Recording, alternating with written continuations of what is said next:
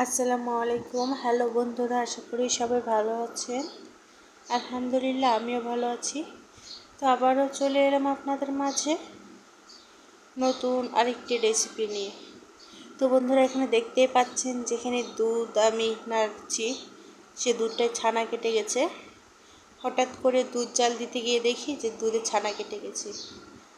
কী করার, নষ্ট করতেও ইচ্ছা হচ্ছে না, তাই ভাবলাম সন্দেশ বানিয়ে ফেলি। তো আমি ছানাটা প্রথমে ভালোভাবে ধুয়ে নিয়েছি, ধুয়ে একদম পানিটা ঝরিয়ে নিয়েছি। তো আমি হালকা ম্যাশ করে নেব, ছানাটা আমি ম্যাশ করে নেব হালকাভাবে, খুব আলতোভাবে ম্যাশ করে নেব, আমি খুব বেশি ডলবো না।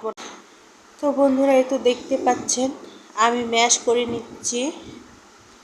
তো বন্ধুরা, আমার ভিডিওগুলো আপনাদের কেমন লাগে অবশ্যই তা কমেন্ট করে জানাবেন, এবং ভালো যদি লেগে থাকে আমার ভিডিওগুলো তাহলে অবশ্যই সাবস্ক্রাইব করে পাশে থাকবেন।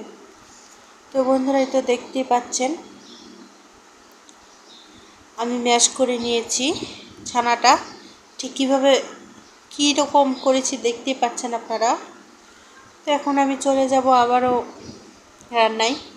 তো চুলায় বসিয়ে দিয়েছি দুধ অল্প করে, যেহেতু আমার ছানাটা একদম অল্প তাই আমি দুধ বসিয়ে দিয়েছি অল্প অল্প দুধ আমি ভালোভাবে একটু জাল করে নেব। তো বন্ধুরা, আমি দুধটা জাল করে নেব। এই তো দেখতে পাচ্ছেন ফুটে গিয়েছে আমার দুধটা।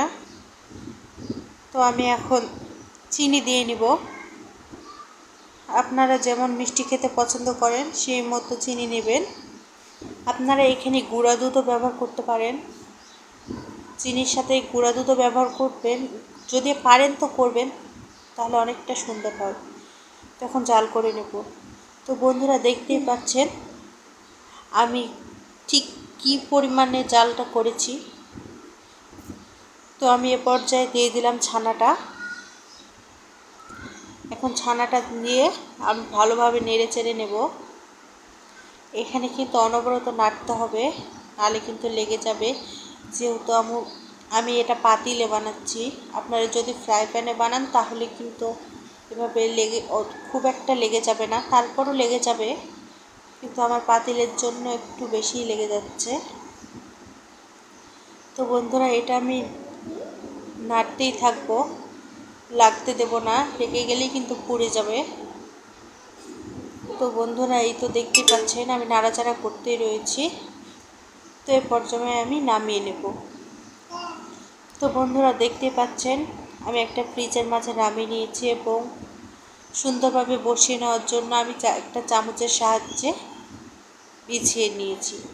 তো বন্ধুরা, এটা কিছুক্ষণ আমি রেখে দেব সেট হওয়ার জন্য। এটা আমি কিছুক্ষণ রেখে দেব। তো বন্ধুরা, ফিরে এলাম কিছুক্ষণ পর। দেখতে পাচ্ছেন সুন্দরভাবে সেট হয়ে গেছে, এবং আমি এটা কেটেও নিয়েছি। তো এখন ডেকোরেশনের জন্য আমি একটু অ্যালুমিনিয়াম পেপার দিয়ে নিচ্ছি, দেখতে তাহলে সুন্দর লাগবে। সন্দেশ কিন্তু আমার খুবই পছন্দের। তো আপনাদের কেমন লাগে আপনারা অবশ্যই কমেন্ট করে জানাবেন, কিন্তু আমার সন্দেশটা খুব পছন্দের। এই জন্য আমি আর ছানাটুকু নষ্ট করিনি, চটপট সন্দেশটি বানিয়ে নিয়েছি। তো বন্ধুরা, এই তো ডেকোরেশন করা আমার শেষ। দেখতেই পাচ্ছেন আমি ডেকোরেশনটা করে নিয়েছি, দেখতে খুব সুন্দর লাগছে, এমনকি খেতেও এটা খুব সুন্দর।